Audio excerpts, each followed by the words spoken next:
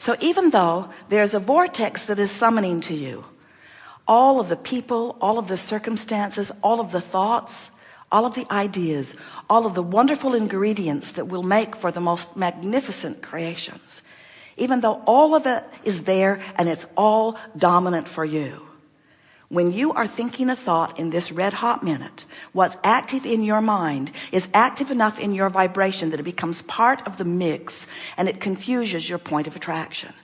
In other words, if you want to be well and have wanted it for a while, and you've got a vortex spinning, and you do, and wellness and ideas about wellness and circumstances about wellness are being drawn to you, but you're watching television programs that are talking about all of the things that could go wrong with your body, so all of that is active within your vibration too, you can't hold the vibration of wellness and the vibration of illness at the same time. You're short-circuiting, and that's the thing that we want to lay out for you. We want you to begin to see that these thoughts are connecting with one another electronically. There are thought circuits, and the circuit that is the vortex that is spinning is a very powerful thing. But what you think and what you talk about in any point in time has a huge effect on how well you allow those circuits to be open, or, and here's really what we want to say to you, how well you are constructing other circuits that are leading you to other things that you do not want. It's such an interesting thing. So you watch a little bit of television and something, maybe it's a movie or an advertisement, but it's something that captivates your interest for a little bit of time. And as you focus there and think about it, you begin offering a vibration about it. It's not a strong vibration, but it is a vibration. It is a vibrational pattern. And law of attraction, we're not kidding you even a little bit, reaches out and connects that vibration with another. And then reaches out and connects that vibration with another. You are literally making thought pathways. You are literally constructing. Now, the thing that most of our physical friends are not aware of is how rapidly the construction of the thought waves translates into the manifestational construction. Have you ever been thinking about someone and the phone rings and there they are? That's evidence that there was a strong pattern of thought construction that was going on. Have you ever been driving down the freeway and had an impulse to do something, and when you did it, you saw immediate reason for having done it? That's that thought construction coming into manifestation immediately. We want to bring your attention to the swiftness of the syncing up of these thoughts. We want you to realize we don't want you to be afraid of your thoughts. We want you to be aware when you leave this room of the construction of thought waves that you are about. And we want to ease your awareness of these construction of thought ways by saying to you, you don't have to go about it the hard way. You don't have to figure all the thoughts out. You don't have to sort them into piles. And it never works when you say, that's a pile I'm not going to think about, because you're thinking about that pile while you've decided you're not going to think about it. We want to show you that the shortcut to it is this. You have put piece by piece thoughts, thought patterns, thought constructions into your vortex of creation. Do you know what your vortex is? Your vortex is the vibrational holding place for the best of all that you've synthesized through life.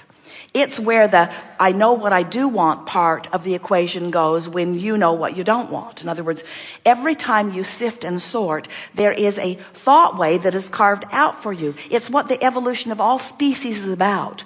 When you know what you don't want, a thought pattern of what you do want rockets out of you and is held in this vortex of creation by source energy, by your inner being.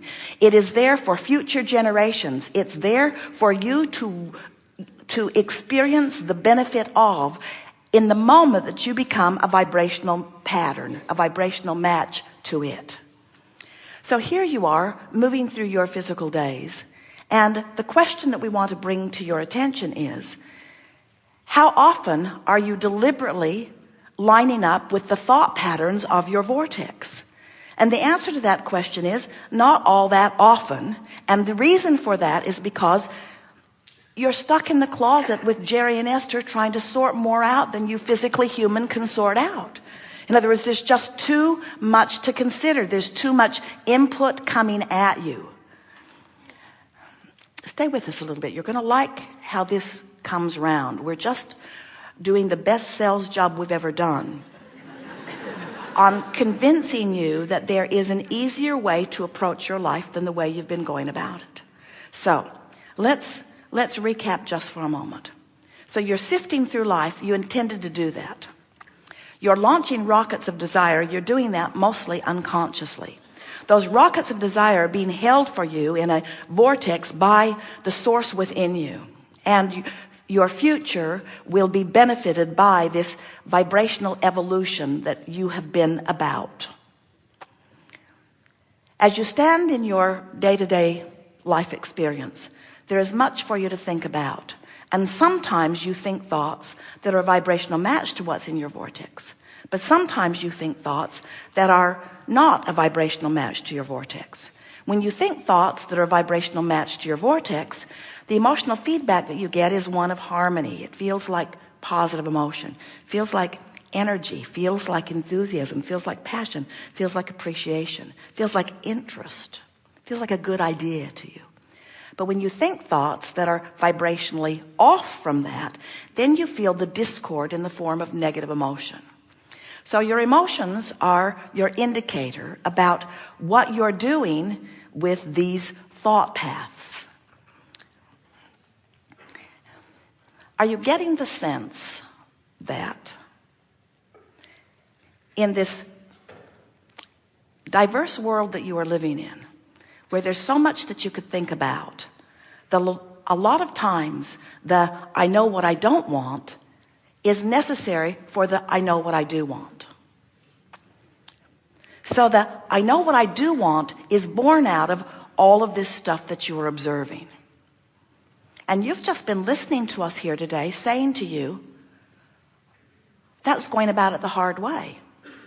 So we're saying two things to you that are seemingly contradictions. We're saying the diversity is causing confusion, but the diversity is also responsible for this very clean, very pristine, very precise, very powerful vortex of creation from which future generations will benefit. You feeling the confusion yet? We'll emphasize it again. How can the contrast and all of this stuff to choose from, which has got us all sort of scurrying around trying to sort things into piles, Abraham, does it help us or doesn't it? Is it of benefit or isn't it? It's of benefit because it helps you build your vortex. But it's a detriment when you continue to try to sort it out, because it keeps you, the continual sorting process prevents you from ever lining up with what you've already pre-sorted. You see what we're getting at? Step one is contrast will cause you to ask. Step two is the vortex holds in an eternal holding pattern for you, sending an eternal signal of what you've asked for. Step three is you've got to find a way of being more of a vibrational match to what you've put into your vortex. So with all that we've said, and we can feel you right there with us, this is our message to you today. You have done enough sorting through the contrast to keep yourselves busy for 20 or 30 lifetimes. It's time for you to begin to claim what you've put into your vortex. And you don't do that by thinking it all over again. You do it by allowing the vibration of your being to raise to the level of what's in your vortex. This is a sales job for sitting for 15 minutes and listening to the meditation or engaging in some meditation where you manage to detract yourself or deactivate the thoughts that are holding you out of a vibrational alignment with what's in your vortex. So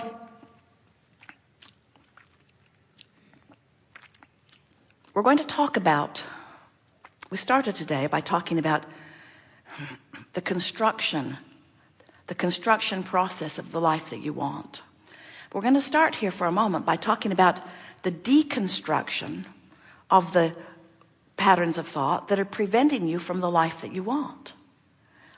We want you to feel that the deconstruction of unwanted and the construction of what are wanted is one and the same process.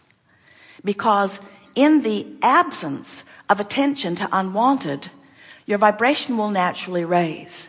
And in the raising of your vibration, you naturally become a vibrational match to what's already in your vortex. So now, our work here is done because we have accomplished precisely what we wanted to accomplish. We've brought you to the point where almost 100% of you are on your knees, begging us by saying, Abraham, just break it down and make it simple, will you? There's just too much to think about. What do I have to do to be happy?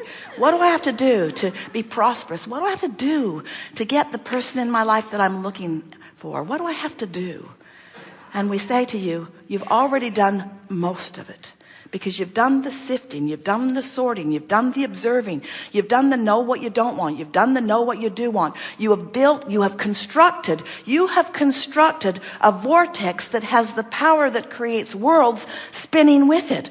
All you've got to do is find your way to the vicinity, to the proximity, to the interior. You've just got to get into the vortex. That's all you've got to do. And here's what we want you to hear above all other things that you've ever heard from us or any other. The way to do that, the way to get into the vortex is to raise your vibration. And the way to raise your vibration is to deconstruct the thought that is keeping you from the raised vibration. You've heard us say, if you've been listening to us for a while, when you stop doing that thing you're doing that's keeping you from it, then you'll just do it. So consider this. What if you were to find some relatively hard to find recording where you could just plug it in to your earphones and it would encourage you to listen to the rhythm of some sort of oddly constructed music for the purpose of simply syncing your breathing to that rhythm. That's it. And the words in the background would be telling you, there's nothing for you to learn here, and there's nothing for you to do here, and there's nothing for you to remember here. Simply listen and breathe and enjoy. So the purpose of this meditation is precisely what we are just talking about here. It is a process, not the only process. It is a process whereby if you will focus with the intent of syncing your breath to the music, that effort in and of itself will be enough to occupy your thoughts long enough that it will cause a deactivation of the concern you have with your employer today, or with your upset with your daughter or your mother. In other words, by focusing upon something, there must be a deactivation of other things. So as you begin to focus on rhythm, on breathing, as you begin to focus upon your here and now, as you claim, as you carve out of your busy day, as you drag yourself out of Jerry and Esther's room that is full of everything that they've gathered for decades, if you drag yourself out of there just for a moment and listen to this music, it is our promise to you that a raising of your vibration will occur. Now what happens is, your vortex. Do you believe in this vortex? Do you know there's a vortex? Do you know that it exists? Do you understand that you are source energy? Do you know that there's a larger part of you that is source energy? Do you know that the dominant vibration, that is you, with very slight attention to something different than what you're used to doing, will cause you to allow a raising of your vibration?